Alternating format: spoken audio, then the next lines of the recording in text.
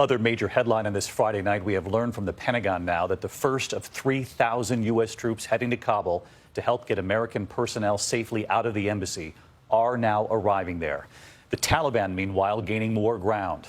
The Biden administration deploying thousands of troops to help with the evacuations of many personnel at the embassy. Video tonight released by the Taliban claiming to show them entering Kandahar, the second largest city, now seizing at least 17 provincial capitals in just the last week.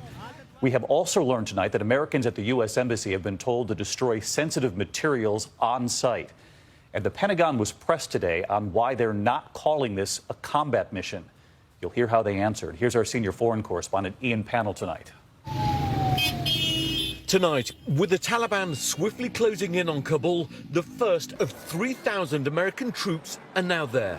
Troop movements that we mentioned yesterday are happening as we speak. By the end of the weekend, the bulk of the 3,000 that we talked about yesterday will be in place. The Taliban taking 4 more provincial capitals, now just 50 miles from Kabul. Explosions overnight in Kandahar as the militants gain ground in the second largest city. This video released by the Taliban purporting to show their triumphant entry. The Taliban now controlling more than 2/3 of the country. The Pentagon today asked about the militants' rapid takeover as US troops arrived to evacuate most embassy staff and visa applicants. We are certainly concerned by the speed with which the Taliban has been moving. Clearly, from their actions, it appears as if they are trying to get Kabul isolated. But the Pentagon was pressed on why they're not calling this a combat mission.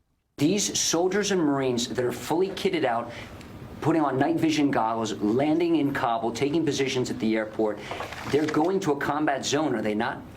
They're certainly going into harm's way, Lucas, and they will have zone? Lucas, they will have the right of self-defense. They will be armed. And as I said yesterday, I don't think I could have made it any more clear, that if there is an attack upon our forces, our commanders have now and always have had the right and responsibility to defend themselves. And tonight, officials still insisting Afghan forces can fight back. You said the Afghan forces have the advantage. What proof can you offer as the Taliban have taken over now vast majorities of the country and they've now surrounded Kabul?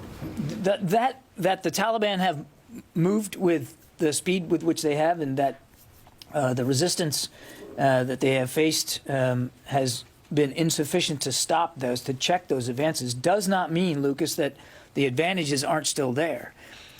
You have to use it. You have to be willing to apply it. Afghans from provinces taken over by the Taliban now fleeing to neighbouring Pakistan. Others fleeing north, setting up encampments in Kabul, speaking of the terrors they've already witnessed. This woman saying the Taliban forced her out of her home in Zarbagum. They killed her sons and married off her daughters-in-law. Just horrific stories now emerging. So let's get back to Ian Pannell with us again tonight. Ian, all this fast moving. We have 2 questions for you here. What do you know tonight about U.S. personnel at the embassy being told to destroy sensitive items? And I know that you also sent in word that you're hearing tonight that the Taliban is actually sending a peace envoy now to Kabul. What does this mean? Yeah, that's right, David. An internal notice obtained by ABC News showing the embassy's instructed all US personnel to destroy items like documents and electronic devices to, quote, reduce the amount of sensitive material on the property. That includes any items with US logos or American flags. But separately, perhaps a glimmer of hope, we're hearing that Ismail Khan, notorious warlord from Herat, he was captured by the Taliban, now being dispatched as their envoy to Kabul tonight to try and broker a deal. As I say, perhaps, just perhaps, a glimmer of hope.